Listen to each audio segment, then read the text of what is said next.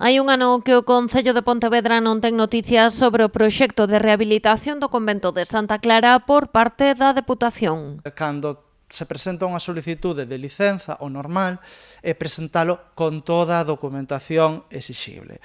E se non se fai con toda a documentación exixible, o normal é presentala para emendala, pedir ampliacións de prazo se fose necesario ou, cando menos, falar co Concello para dicirlle, oye, isto continúa para adiante, pero oficialmente non temos ningún tipo de comunicación.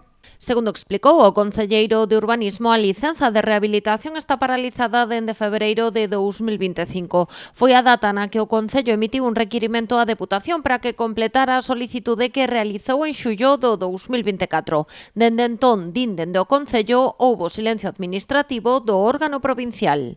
Fíxoselle requerimento de documentación para emendar eses erros que aparecían no proxecto inicial. Ofreceuselles solicitudes de xuntanza para poder traballar man a man, para poder sacar adiante este proxecto. E o que nos atopamos, máis dun ano despois de ter informado por parte deste Concello todo isto, atopámonos con que se miramos cara a Deputación, atopámonos cri. Non hai nada. Silencio total. A última noticia que tivo o Concello sobre Santa Clara chegou da man de Patrimonio da Xunta de Galicia. O pasado 13 de febreiro deste ano notificou a Administración local a autorización autonómica para unha segunda fase de escavacións arqueolóxicas. Pero, segundo Ouviña, nin se iniciou a solicitude de licenza, nin se notificou o remate da primeira fase. Esa licenza, a día de hoxe, aínda non nos consta como que estea rematado esas actuacións.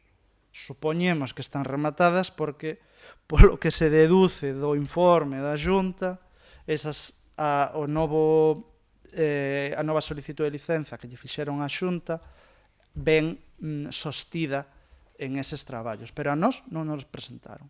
Agora, o Servizo de Urbanismo remitiu un novo requirimento oficial á Deputación. Dan un prazo de 10 días hábiles para emendar os erros advertidos hai un ano e presentar a solicitude de licenza da segunda fase das escavacións. Logo desde 3 anos de que o señor Domínguez se fixese cargo de Santa Clara, seguimos sen noticia ningunha.